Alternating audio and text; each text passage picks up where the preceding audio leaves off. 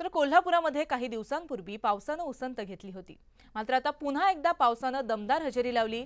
यावर्षी झालेल्या पावसामध्ये पंचगंगा नदीची पाणी पातळी तिसऱ्यांदा पात्राबाहेर गेली आहे। तर जिल्ह्यातील 21 बंधारे हे सध्या पाण्याखाली गेले आहेत। बंधारे पाण्याखाली गेल्यानं या ठिकाणी वाहतुकीवरही मोठा परिणाम होतोय। या संदर्भात अधिकची माहिती दिली आहे आमचे प्रतिनिधी ज्ञानेश्वर साळुंखे यांनी। पाहूयात। कोल्हापूरच्या पंचगंगा नदीचं पाणी या वर्षीच्या पावसाळ्यामध्ये तिसऱ्यांदा पात्राबाहेर गेलेलं आहे। गेल्या 24 तासात कोल्हापूरमध्ये मुसळधार पाऊस झालेला आहे। विशेषतः धरण क्षेत्रामध्ये मोठ्या प्रमाणात झालेल्या पावसामुळे नद्यांच्या पाणी पातळीमध्ये कोल्हापुरातल्या वाढ होताना आपल्याला पाहायला मिळते आणि जिल्ह्यातले 21 बंधारे आहेत ते सध्या पाण्याखाली गेलेले आहेत। पंचगंगा नदीची पाणी पातळी सुद्धा आता झपाट्याने वाढताना पाहायला मिळते।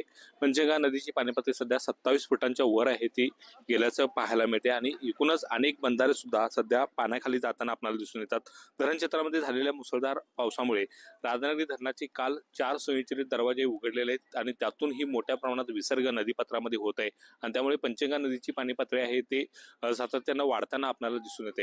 एकूणच पाहायला गेलं तर कोल्हापूरमध्ये धरण क्षेत्रामध्ये मुसळधार पाऊस होते। हवामान खात्यानं काल रेड अलर्ट दिला होता, आज ऑरेंज अलर्ट आहे आणि या सगळ्या पार्श्वभूमीवरती जिल्हा प्रशासन सुद्धा सज्ज झाल्याचं पाहायला मिळते आणि पावसाचा जोर असाच जर कायम राहिला तर मात्र पुन्हा एकदा कोल्हापूरला या ठिकाणी महापुराचा धोका आहे तो निर्माण होईल अशा पद्धतीची भीती आहे ती व्यक्त केली जाते। मात्र सध्या तरी पंचगंगा नदी आहे ती पात्राबाहेर गेलेली आहे आणि पंचगंगा नदीच्या पाणी पातळीमध्ये वाढ होताना आपल्याला दिसून येते।